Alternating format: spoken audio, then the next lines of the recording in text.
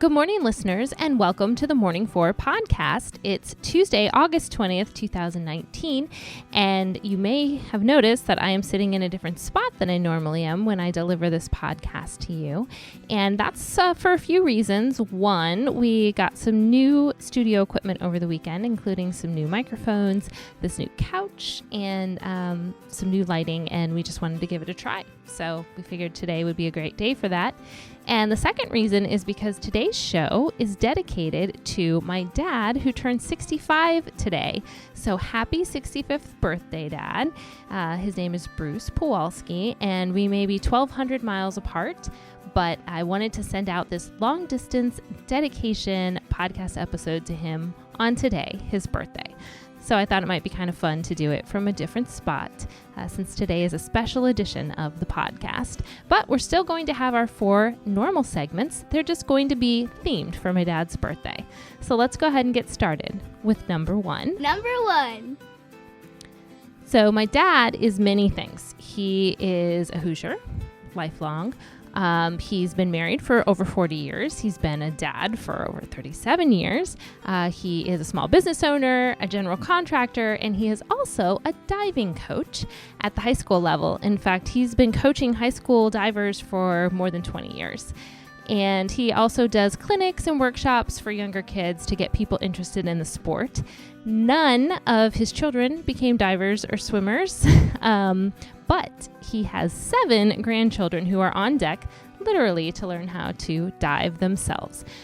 So that's a cool fact about my dad. And I looked up a few things about diving myself, including when it became an Olympic sport, which was actually in 1902. And back then it was called fancy diving for whatever reason, for men and for women. So that is one thing about my dad I wanted to share with you listeners today. Number 2. Now, the second thing I want to talk about when it comes to my dad is his love for boating. And I know growing up, he loved boats. He loved looking at them, going to boat shows. And when I was about the age of 10, we actually bought a small, I guess it was a motorboat, speedboat, that we would take out onto Lake Michigan in the summer. And it had a small cabin underneath, so sometimes we would spend the night on the boat. And I will say my dad was much more enthusiastic about this boat than the rest of us, including my mom. But we did keep it for a few years, and I still remember sitting out with the boat anchored under the stars on Lake Michigan, some of those quiet summer nights, and just really having a good time out there. And, you know, as all of us kids got older and our schedules got busier, we just didn't really have time for it, so he ended up selling it. And so I've always said, when I make my first or second million, I'm going to buy my dad another boat. So, Dad, don't hold your breath, but the sentiment is there just the same. Number 3.